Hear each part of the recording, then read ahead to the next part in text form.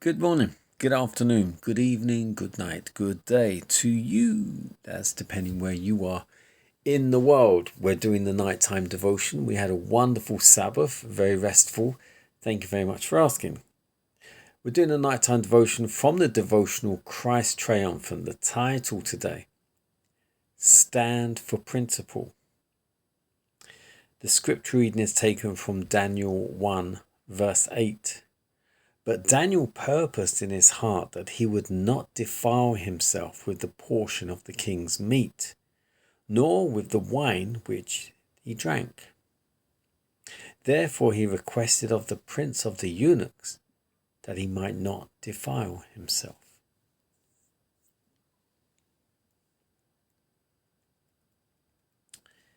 Daniel was but a youth when carried away captive into Babylon. He was about 15 or 16 years old, for he is called a child, which means that he was in his youth. Why did Daniel refuse to eat at the king's luxurious table? Why did he refuse the use of wine as his beverage when it was at the king's command that it was placed before him? He knew that by use, wine would become to him a pleasant thing and would be preferred before water. Daniel could have argued that at the royal table and at the king's command, there was no other course for him to pursue.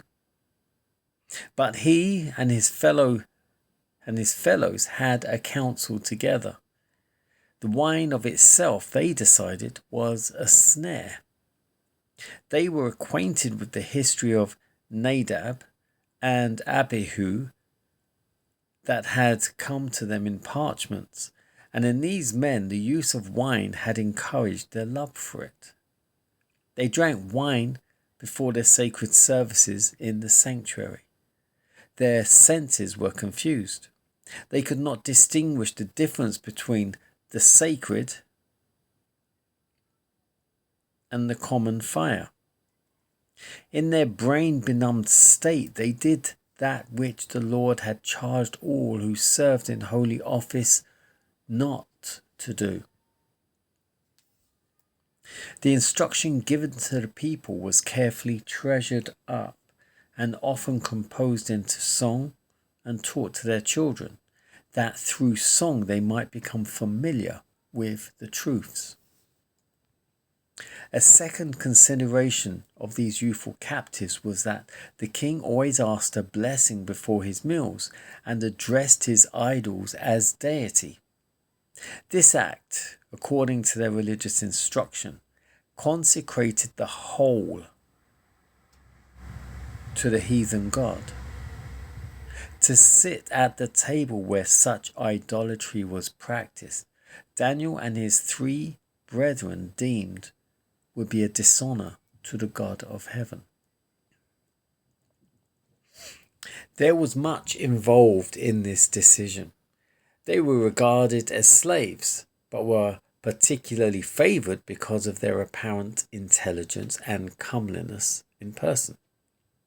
But they decided that any pretense, even to sit at the table of the king and eat of the food or accept of the wine, even if they did not drink it, would be a denial of their religious faith. They did not choose to be singular, but they must be, else they would corrupt their ways in the courts of Babylon and would be exposed to every kind of temptation in eating and drinking.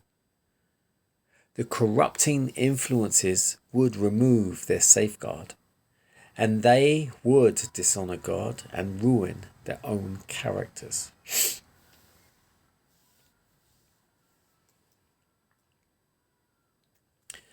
Stand for Principle, the title.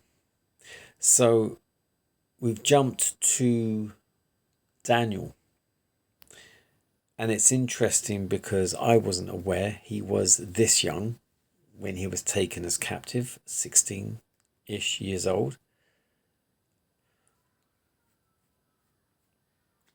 And just to think he was in Babylon, and then obviously by the Medes and Persians till a ripe old age. So he was most of his life. But the fact that him and then the Babylonian names Shadrach, Meshach and Abednego all didn't eat from the king's table, and they didn't accept wine from the king's table because it would confuse their senses, make them drunk, so to speak. And of course, eating meat also beclouds your judgment as well in different ways than alcohol. But he was standing for principle, as the title says. Because obviously, well, not obviously, but also what isn't so obvious is when they bless the table, the king's table, the food, it's done by committal to their deity, their idols. So everything on that table, food and drink, is committed to the idols. And therefore, as it says here, it's defilement. It's not good. And it would be condoning their idol worship, so to speak. So you have to stand for principle. But by standing for principle, you have to have those principles, and a lot of us don't. A lot of us don't, myself included. I'm sure there's many things we go, all right then, and we shouldn't. Stand for principle. If you don't drink, then make sure you don't drink anything that's got alcohol. Don't just say, well, I'll have that, but I won't have that. Meat. I don't eat meat. I stopped eating meat, chicken, lamb, beef, whatever, from 2009. But that's not to say I've never had it, because sometimes by mistake or whatever, I might eat a bit of meat. But it's not saying I do it by choice. But it has happened. So I now cannot say I've never eaten meat since 2009, because I know I have eaten something at some point.